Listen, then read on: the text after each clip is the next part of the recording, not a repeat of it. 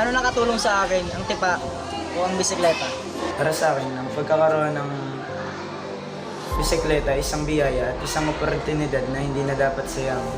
Dahil sobrang laki ng naitutulong nito sa pag-aaral, natuto akong magkaroon ng kaugaliang masok ng maaga. Nakikilahok po ako sa mga kompetisyon gaya po nung ginanap na Bulls Go Epic Race dito po sa bayan ng General Nakar. At dahil po doon, mas dumaya po ang aking mga nakilalang kaibigan. Sa kalusugan, na-maintain ko naman yung magandang pangangatawan. At malaki po ang naitulong nito sa aking pag-aaral mula po sa dating laging late sa klase. Ngayon po lagi na po ako nakakagaling sa flag ceremony at mas napagbubuti na po ang aking pag-aaral.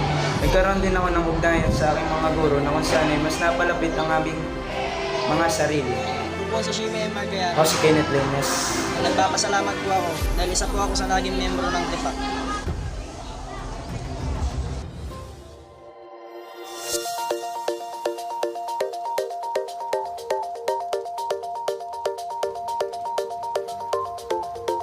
Ang focal person na si Ma'am Jerka Layana Corda kasama ang ilan sa mga miyembro ng team nito ay nagtungo sa mga tahanan ng ilan sa mga recipient ng tipa upang kumustahin ang sitwasyon ng mga mag-aaral, gayon din ang kalagayan ng mga bisikleta.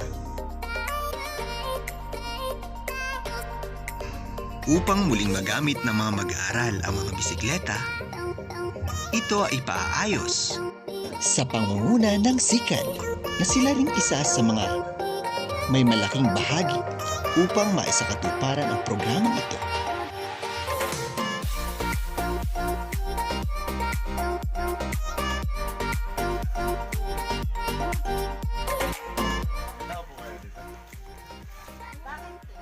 Bike po yung bata. May papaayos po sana namin. Tayo po ay pababa na ulit. Kami po ay bigo sa pinuntahan po namin. Walang people of the Philippines. Naka-uniform pa naman yung dalawa, parang Our Lady of Peace.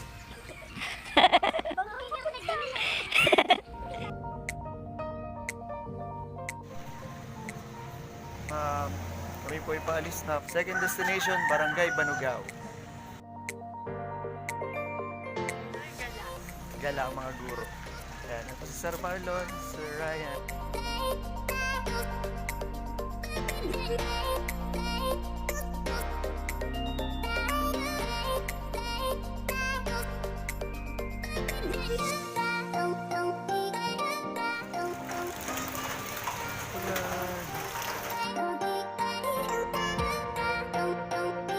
Nandito po kami sa Barangay Banugao.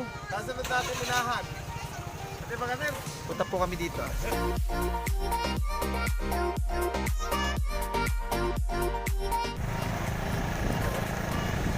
Kami po ay papunta sa Purok Dulo, Barangay Banugao.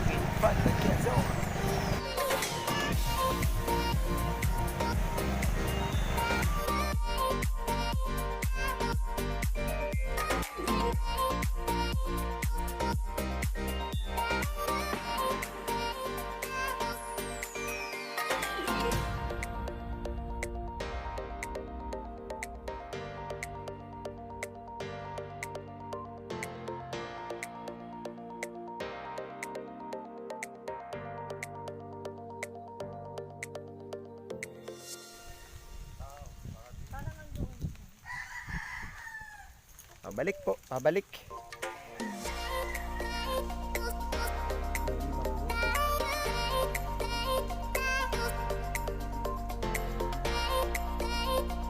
Putik-putik na po ang sapatos.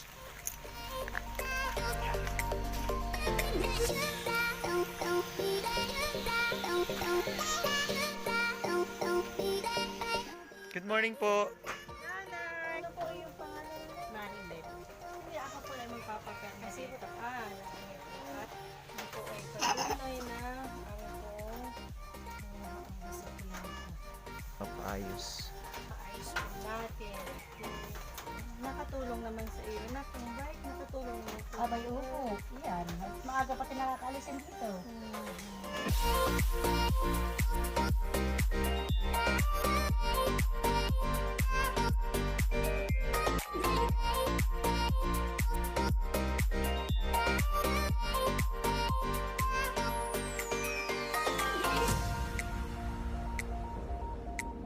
isa na nga po kaming bisikleta.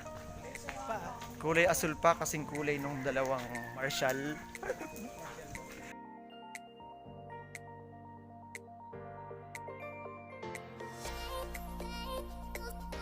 Ilan pa po ma'am ang pupuntahan natin? Madami pa po kaming pupuntahan. Kasalukuyan po akong inakit na ni Sir Marlon.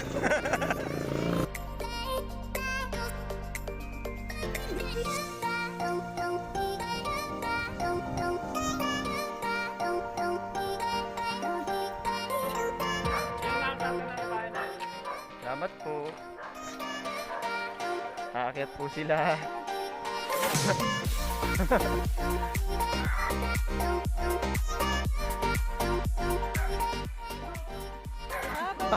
Gusto po nilang nahihirapan.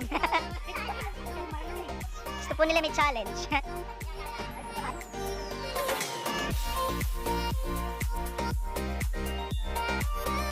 Umaga po. Isa. Magandang morning po. Hi baby. Pirabali sa baby. Susunod. Mahalaga po maipaayos ng school at magkakaroon po ang school ng pagre-repair program. I-repair. Isasabay na. Ay, kukunin niyo po ngayon. Ito ay katibayan na nasa amin na yung bike.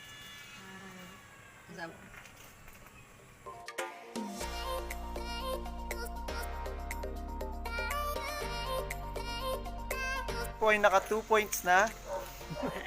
Palabas na po ulit.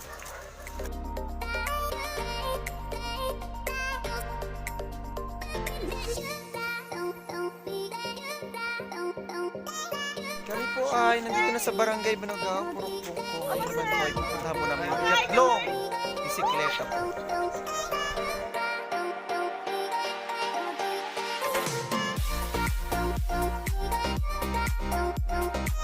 Baka po doon na kami ng Tetsu. Ay po doon. So yun po, madlang people, kami po babalik. Balik po kami papunta sa may barangay hall. Pupuntahan po namin doon yung ikatlong bata, si Leo de la Cruz.